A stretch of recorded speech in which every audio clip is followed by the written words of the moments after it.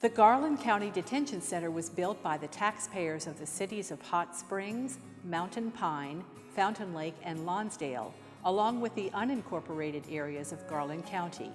Together, we comprise all of Garland County.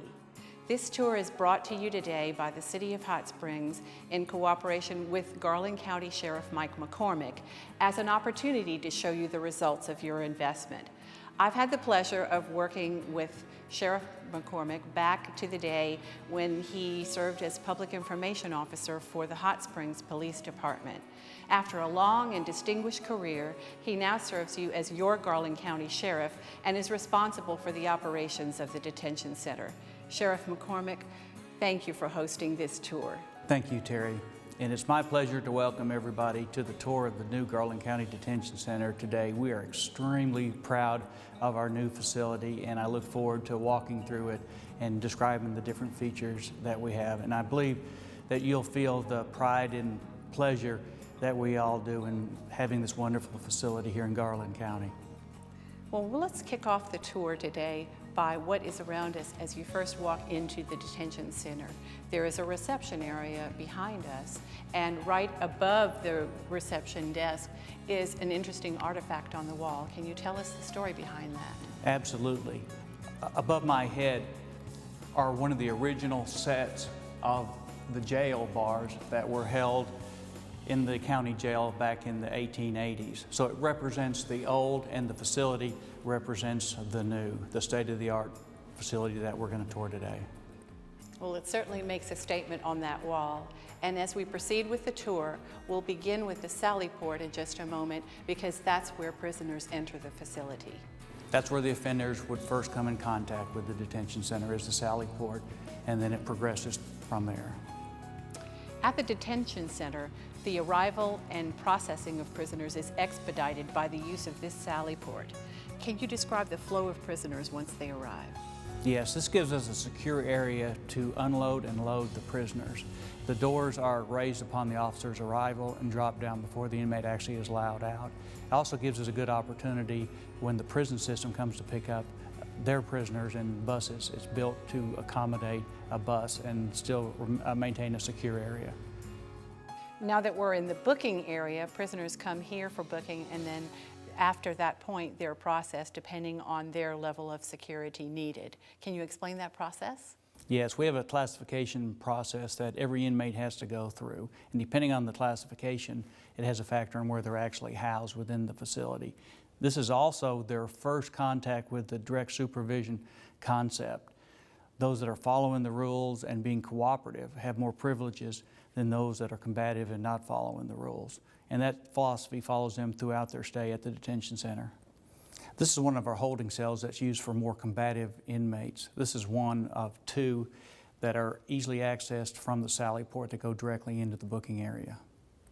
Now we're getting into some of the prisoner living areas, or pods, and there are 6 that are contained in the detention facility. Let's talk about some of the common features of each pod, this being the most secure one. Very good. We're in Pod C, which we would consider our maximum security pod. This is where we would hold the most violent inmates and criminals within here. Behind me you see a day room area, and this goes back to the direct supervision philosophy that as long as you are following the rules and complying with the various requests that the deputy asks for you, you would have access to the day room area. Off the day room area we have the sub-day rooms, and this would be a loss of privileges for those that are not able to follow the rules as they should, and there's another step down beyond that, which would be a lockdown within a cell. At the far end of the pod is a recreation area where the inmates are allowed to go during certain hours of the day. There's basketball hoops set up out there. This pod houses 64 inmates and is supervised by 1 detention deputy, which goes along with the direct supervision philosophy. Can you tell us a little bit about the guard station that we see here? Yes, once again, 1 guard or 1 detention deputy will supervise the entire pod, and he has access through various electronic means to lock doors down, open doors, turn water off within the individual cell's lights. He has full control and authority within the pod. And what are the actual cells like? Well, let me show you.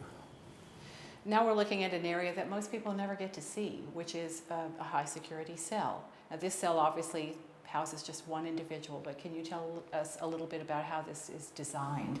Well, hopefully this is a cell that very few people will ever get to see. But in reality, I know we'll be up to full capacity fairly quickly. This is considered one of our maximum security cells. And if you look around, it is pretty sparse. You have a mattress, a pillow, basically access to water, and a toilet. So it's very basic, very simple. However, if you are following the rules, you are allowed extra privileges to spend time out in the day room, in the sub-day room, and the recreation area. So how does a dormitory style cell differ from this one? Classification is a big part of the detention center, especially for those that are convicted or being charged with misdemeanor offenses. They're allowed to stay in dormitory type cells, which allow much more freedom and normal living conditions. Right now we're here in one of 12 visitation areas. How does that work with the kiosk that we see behind us? This is one of the key areas on maintaining the security of the detention facility. Visitation is not a right, it's a privilege. And as long as the inmates are following the rules and regulations, they're allowed visitation with their family and friends. But it can be taken away at any time if they are not behaving appropriately. Visitation is going to be open several days during the week when we open the facility up, and I think it's going to be a real positive influence on maintaining positive behavior with the inmates. We're standing in the gallery of a state-of-the-art courtroom not far from the entrance. Can you explain the purpose and the features of this courtroom? Absolutely, Terry. One of our top goals within the detention center is the safety and security of our deputies, the inmates, and the community. And having the facility at this location means we're less apt to run into problems transporting the inmates from here to the circuit courtroom and the district courtrooms downtown. Behind me, you'll notice an area that can be utilized as a jury room. And it can also be, it's a multi-purpose room. It can also be used to hold the inmates that are waiting to go before the judge. And typically, your district judges will spend quite a bit of time out here, as well as our circuit judges. We're standing in a rather large kitchen area. What is the capacity that this kitchen can serve, and who is going to run it? The kitchen, as a lot of this facility, was designed to serve 800 inmates. We're going to open up with approximately 350 inmates, and the actual food provider is going to be outsourced, but it will be supplemented by a large inmate staff. Now we're in one of the key offices on the admin side of the detention center. Can you explain a little bit about admin and some of the key roles? I'd love to. We're in Chief Mark Chamberlain's office right now, and he is the overall supervisor and responsible for the day-to-day operations of the detention center, which is a huge task.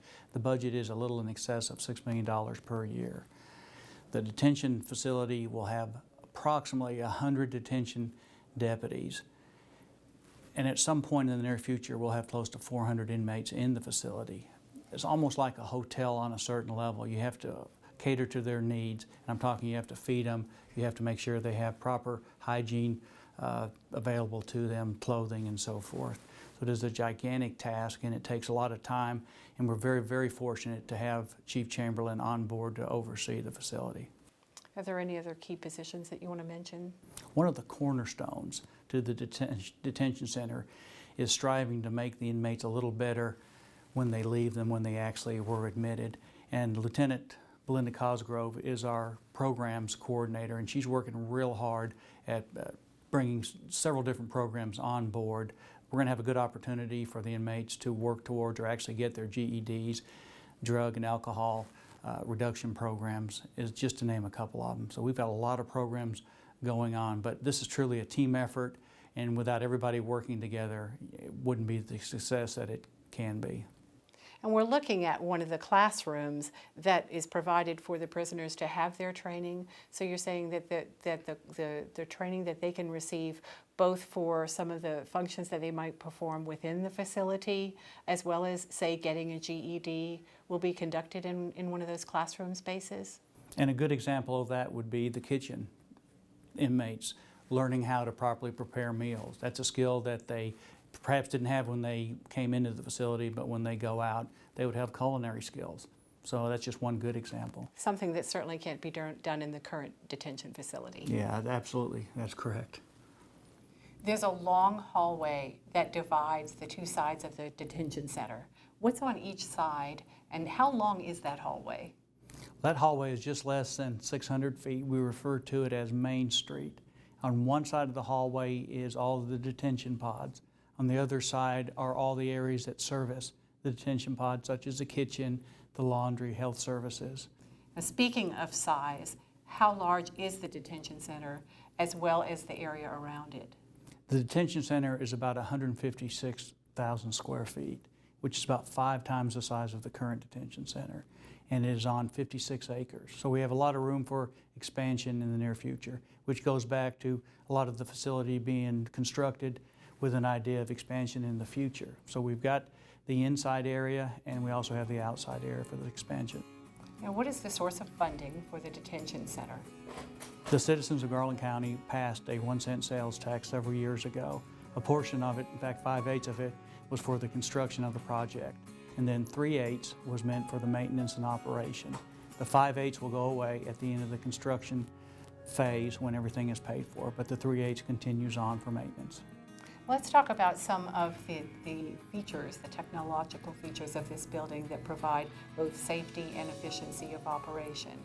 Clearly, we've got a state-of-the-art facility here. We've got separate fire suppressions in every single one of the pods.